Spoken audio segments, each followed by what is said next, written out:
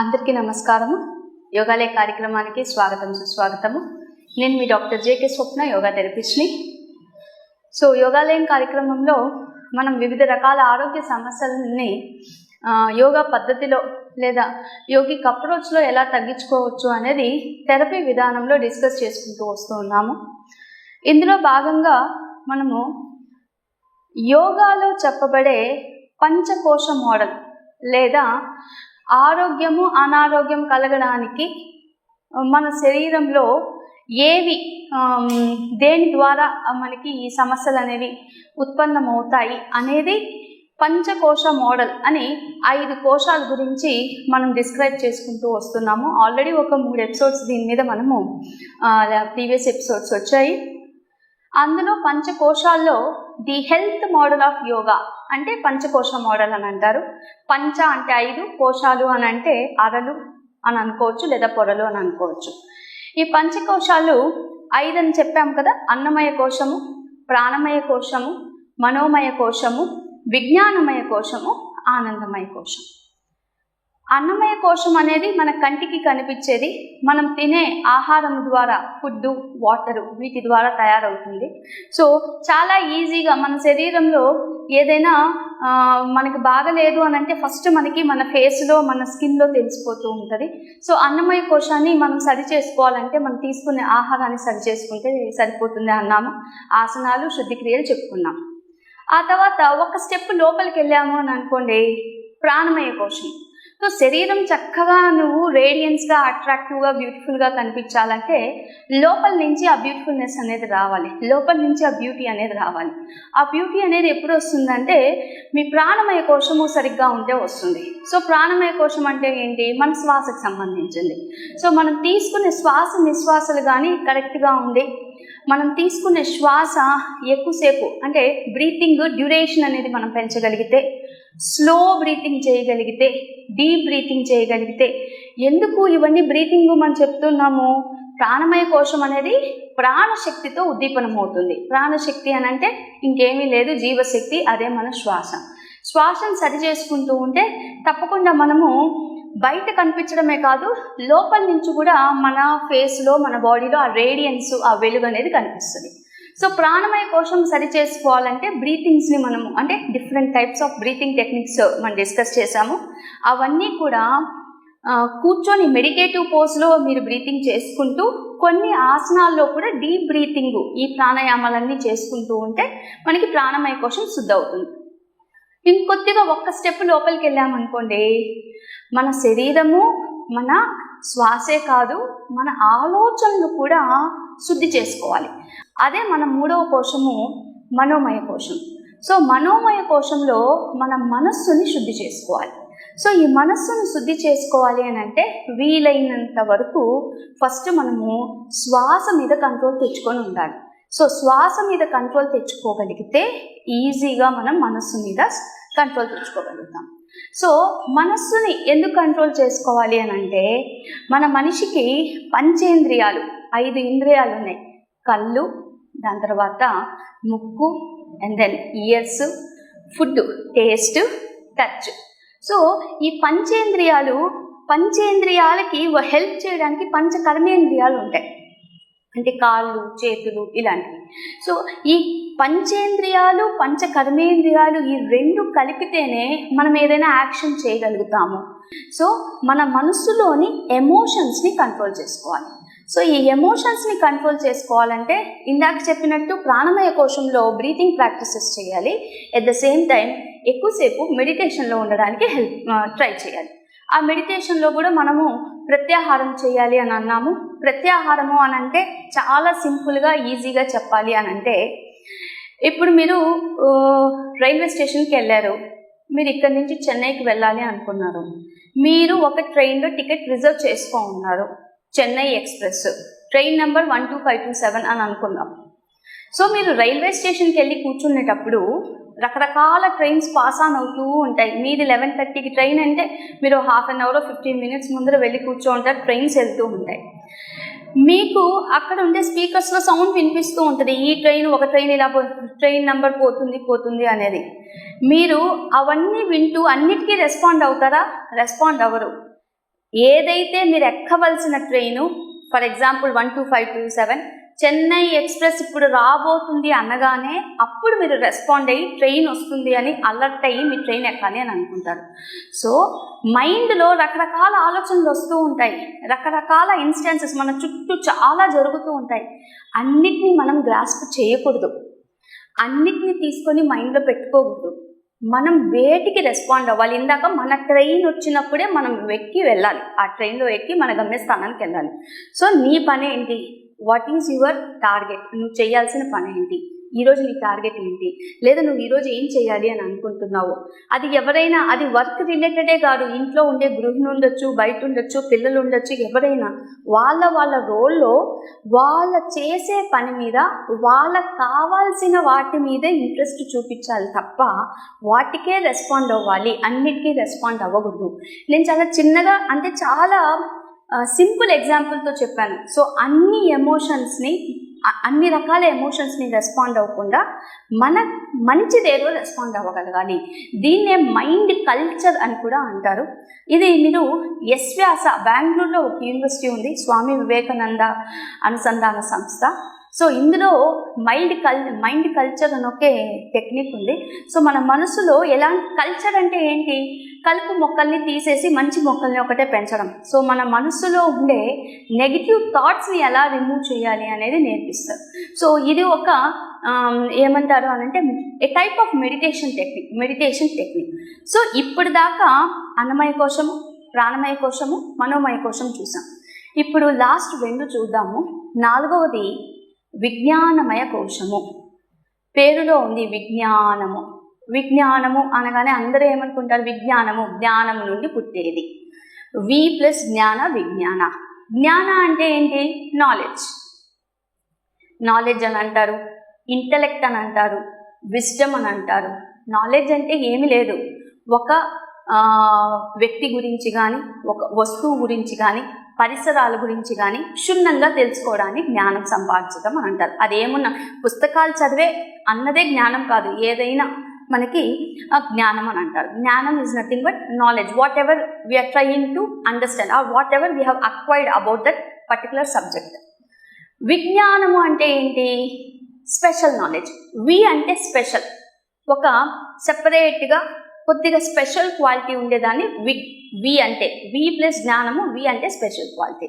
So మనము మన జ్ఞాన సముపార్జన అంటే హౌ వీఆర్ అక్వైరింగ్ ది నాలెడ్జ్ని అక్వైర్ చేసుకునేటప్పుడు మనము మంచి చెడు అంటే మనలో ఒక టెక్నిక్ అనేది, ఓకే మనం చదువుతున్నాము, మనం ఒకరితో మాట్లాడుతున్నాము, ఒకరితో టైం స్పెండ్ చేస్తున్నాము, ట్రావెలింగ్ చేస్తూ ఉన్నాము, వంట వండుతూ ఉన్నాము, వ్యాపారం చేస్తూ ఉన్నాము, డిఫరెంట్ కైండ్స్ ఆఫ్ యాక్షన్స్ చేస్తుంటాం. వీటన్నిటిలో నుంచి కూడా మనకి ఎక్స్పీరియన్సెస్ వస్తాయి. గుడ్ ఎక్స్పీరియన్స్ ఉంటుంది, బ్యాడ్ ఎక్స్పీరియన్స్ ఉంటుంది. వీటిలో ఏవైతే గుడ్ ఎక్స్పీరియన్స్ ఉన్నాయో ఆ ఎక్స్పీరియన్సెస్ని, బ్యాడ్ ఎక్స్పీరియన్సెస్ ఏవి ఉంటాయో అవి, ఈ రెండింటి ద్వారా మనం ఏ పని చేయాలి, ఏ పని చేయకూడదు, ఏది మంచిది, ఏది చెడు అంటే వివేకము, డిస్క్రిమినేషన్ అనేది మనం నేర్చుకోగలగాలి.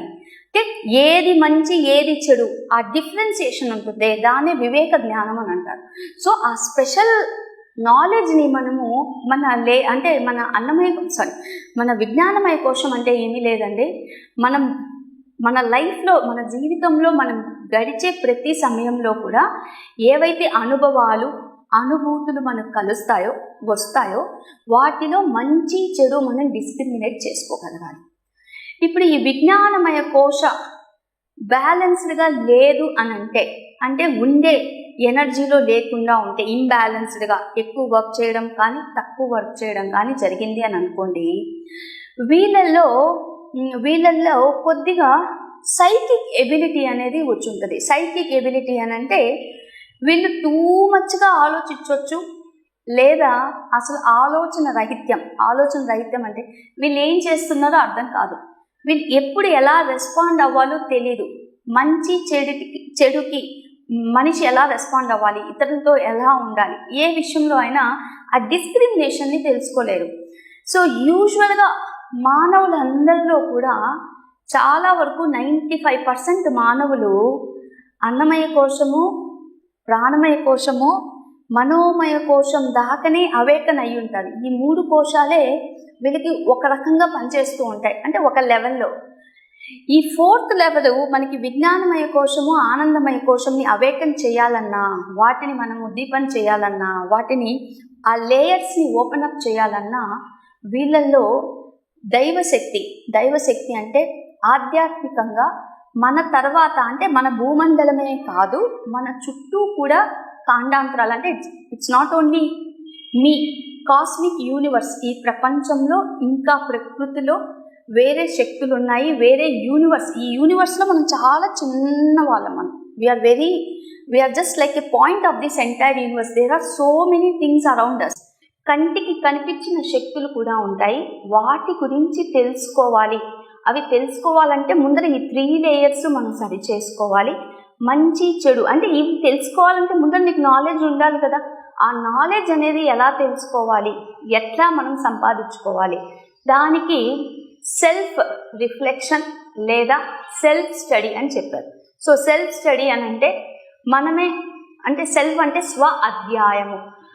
ఎవరైతే ఈ లేయర్ని ఇంబ్యాలెన్స్డ్ ఉండేదాన్ని బాగు చేసుకోవాలి అనుకుంటున్నారో, మంచి మంచి పుస్తకాలు, ఏ సబ్జెక్టు మీద మీరు నాలెడ్జ్ పెంచుకోవాలనుకుంటున్నారో, దేంట్లో మీకు డిస్క్రిమినేషన్ అనేది తగ్గిందో, ఏ లెవెల్లో మీరు ఇంప్రూవ్ చేసుకోవాలనుకుంటున్నారో, ఏ డొమైన్లో, దానికి సంబంధించిన పుస్తకాలు చదవడము, మహానుభావుల్ని, మహాత్ములు, అంటే ఆ సబ్జెక్ట్లో నాలెడ్జ్ ఉన్న ప్రొఫెసర్స్ అనుకోండి, ఇంకొకరు అనుకోండి, లేదా గురువులు అనుకోండి, ఋషులు అనుకోండి, మునులు అనుకోండి. ఒక్కొక్కసారి మన చుట్టూ ఋషులు మునులు అక్కర్లేదు, దారిన పోయే కొంతమంది కూడా మనకు కావాల్సినంత నాలెడ్జ్ వితిన్ మినిట్లో మనకు తెలియకుండానే వాళ్ళ ఎక్స్పీరియన్సెస్, వాళ్ళు చేసే ఒక చిన్న యాక్ట్తో మనం చాలా నేర్చుకుంటాం.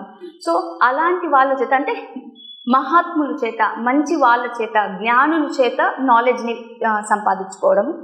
3వది అనుభవాల ద్వారా ఎక్స్పీరియన్సెస్ తెచ్చుకోవడం. ఈ 3టికి కూడా ఇచ్ఛాశక్తి, క్రియాశక్తి, జ్ఞానశక్తి.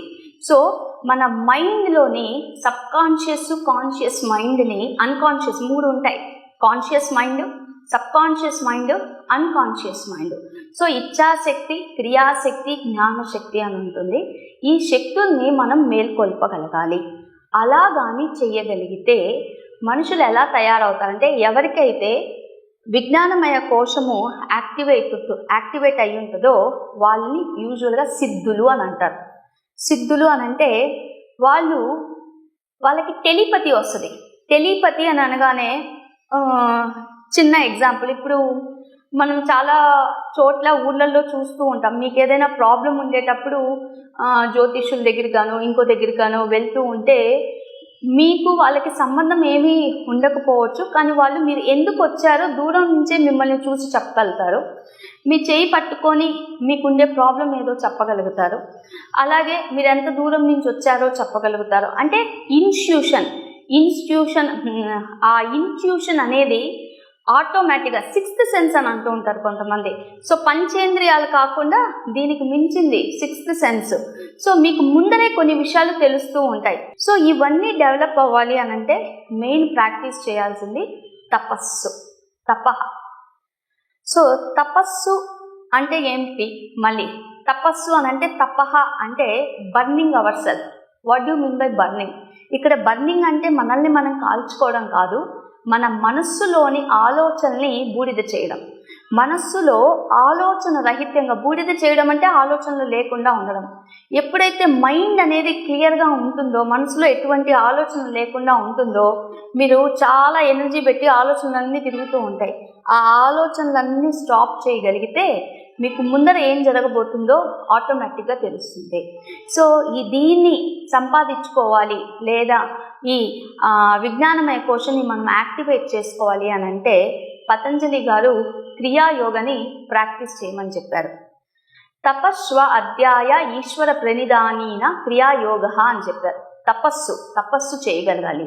ట్రై టు విత్ తపస్సు అని అంటే ఇంగ్లీష్లో పెనెన్స్ అని అంటారు. సో మీ తపస్సుతో ఒకే వస్తువు మీద మీకు ఏది కావాలంటే అది, దాని మీద కానీ తపస్సు చేస్తే మీకు ఆటోమేటిక్గా క్రియాయోగాలు, ఇందాక మనం ఇచ్ఛాశక్తి, క్రియాశక్తి, జ్ఞానశక్తి అని చెప్పాం. సో ఈ తపస్సుతో మీకు ఈ విజ్ఞానమయ కోశ అనేది యాక్టివేట్ అవుతుంది. చాలా వరకు అష్టసిద్ధులు అని అంటారు. ఈ అష్టసిద్ధులన్నీ కూడా మీరు సంపాదించుకోగలుగుతారు. బట్ అగైన్ ఇది నేను మళ్ళీ చెప్తున్నాను, ఇవంతా ఒక థియరీ లాగా ఎందుకు చెప్తున్నాను అంటే ఫస్ట్ 3 లెవెల్స్ మనం డీల్ చేయొచ్చు అండి. ఫస్ట్ 3 లెవెల్స్ అంటే ఇప్పుడు చెప్పిన అన్నమయ కోశము, ప్రాణమయ కోశం, మనోమయ కోశం, విజ్ఞానమయ కోశము, ఆనందమయ కోశం, హయ్యర్ లెవెల్స్. ఇవి ఆల్రెడీ ఈ 3 లేయర్స్ మీద ఒక గ్రిప్ ఉండి ఈ 3 లేయర్స్ హెల్తీగా ఉండే వాళ్ళు కొద్దిగా అంటే వీళ్ళు అట్లీస్ట్ ట్రై చేయొచ్చు. దేనికి? విజ్ఞానమయ కోశం యాక్టివేట్ చేసుకోవడానికి. ఈ 3 లేయర్స్ ఆల్రెడీ డౌన్ ఉంది, ఈ 3 లేయర్స్ సరిగ్గా వర్క్ చేయట్లేదు, ఈ 3 లేయర్స్ ఇంబ్యాలెన్స్డ్గా ఉంటే వాళ్ళు ఈ లేయర్ మీద ఎటువంటి పని చేసుకోలేరు, వాళ్ళు ఎటువంటి తపస్సు చేయలేరు. సో ఇది మైండ్లో పెట్టుకోవాలి. Therapy wise we will only deal with అన్నమయ కోశ, ప్రాణమయ కోశ, మనోమయ కోశ. We are not going to deal with విజ్ఞానమయ ఆర్ ఆనందమయ కోశ. ఇక్కడికి మనం స్టాప్ ఫస్ట్ 3 లేయర్స్. సో ఈ 4th లేయర్కి నేను ఇందాక చెప్పినట్టు సిద్ధులు సంపాదించాలంటే ప్రాక్టీస్ చేయాలి. ధారణ, ధ్యానము అన్నది కూడా మీరు అనుకున్నట్టు 5 నిమిషాలు 10 నిమిషాలు కాదు, ఎట్ ఏ టైమ్. అంటే ఒక్కసారి మీరు ధ్యానంలో కూర్చుంటే ఆల్మోస్ట్ 4 to 6 hours లేవకుండా కూర్చోగలగాలి. మనసుని ఒకటే ధాటి మీద కాన్సన్ట్రేట్ చేయగలగాలి. అప్పుడే మీరు మన విజ్ఞానమయ కోశాన్ని యాక్టివేట్ చేస్తారు. ఇప్పుడు నెక్స్ట్ లెవెల్కి వద్దామండి. లాస్ట్ లెవెల్ విజ్ఞానమయం తర్వాత వచ్చేది ఆనందమయ కోశము. ఆనంద, కంటెంట్, ప్యూర్ జాయ్, బ్లిస్ అని అంటారు. సంతోషము. ఎవరైనా సంతోషం ఎక్స్ప్లెయిన్ చేయగలుగుతారా? మీరు సంతోషంగా ఉంటే ఎలా ఉంది చూపించండి అంటే చెప్పగలుగుతారా?